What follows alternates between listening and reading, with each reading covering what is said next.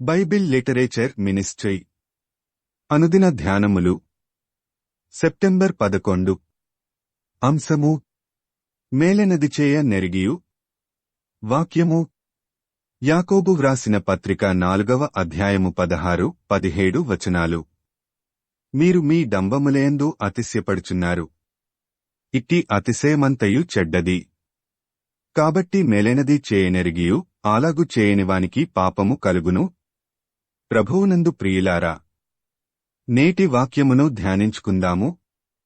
నిన్నువలె నీ పొరుగువానిని ప్రేమించుమన్నదే బైబిలు గ్రంథ సారాంశం. ఈ ప్రపంచంలో జరిగే అనర్థాలన్నిటికీ కారణం స్వార్థం. ఆ స్వార్థమే మనల్ని ఇతరులను ప్రేమించేలా చేయదు. ఒకవేళ మనం ఎవరికైనా సహాయం చేస్తే అది స్నేహాన్ని బట్టో బంధుత్వాన్ని బట్టో ఉంటుంది తప్ప ముక్కు మొహం తెలియని వాళ్లకి సహాయపడటం అన్నది చాలా అరుదు.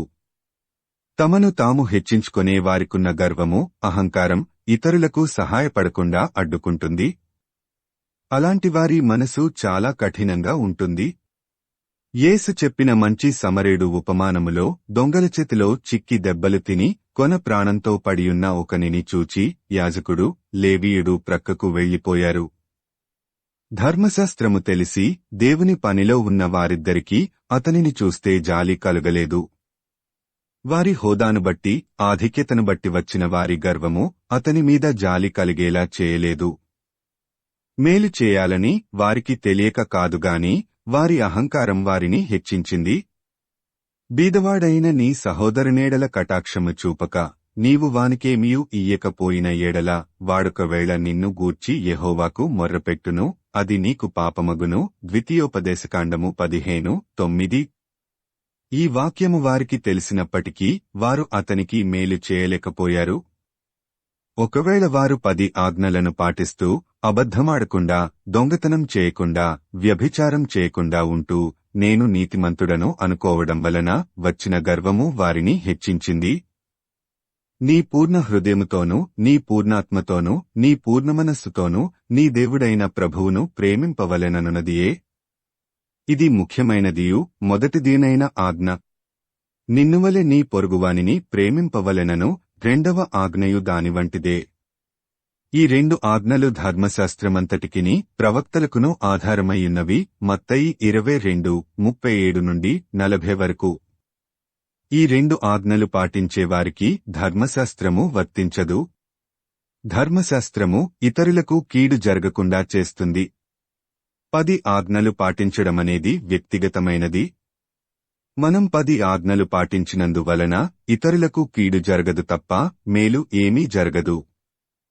అందుకే దేవుడు నిన్నువలె నీ పొరుగువానిని ప్రేమించు అని ఒక ప్రత్యేకమైన ఆజ్ఞ ఇచ్చాడు. 10 ఆజ్ఞలను మనకి ఇష్టమున్నా లేకపోయినా పాటించాలి. పొరుగువానిని ప్రేమించు అనే ఆజ్ఞ మాత్రం హృదయపూర్వకంగా చేయాలి. ఇతరులకు మేలు చేయకుండా మనమెంత నీతిమంతులమైనప్పటికీ దేవునికి ఇష్టలుగా ఉండలేము. మన జీవితకాలమంతా ఇతరులను ప్రేమించి వారికి మేలుకరంగా జీవిస్తే ధర్మశాస్త్రమును నెరవేర్చినవారము అవుతాము. మేలు చేయుట నీ చేతనైనప్పుడు దాని పొందదగిన వారికి చేయకుండా వెనుక తీయకుము. సామెతలు 3:27. కాబట్టి ఇతరులకు మేలు చేయుట ద్వారా దేవునికి ఇష్టంగా జీవిద్దాము. అందుకు నీవు సిద్ధమా? ప్రార్థించుకుందాము. ప్రభువా, ఈ లోకంలో మేము జీవించినంతకాలము స్వార్థపరులముగా ఉండకుండా ఇతరులకు మేలు చేయుట ద్వారా నీకు ఇష్టంగా జీవించునట్లు కృప అనుగ్రహించుమని యేసయ్య నామమున అడుగుతున్నాము తండ్రి. ఆమేన్. ప్రభువునందు ప్రియులారా, మార్కు సువార్త 16వ అధ్యాయము 15వ వచనములో మీరు సర్వలోకమునకు వెళ్లి సర్వసృష్టికి సువార్త ప్రకటించుడి అని యేసు ప్రభువు చెప్పాడు.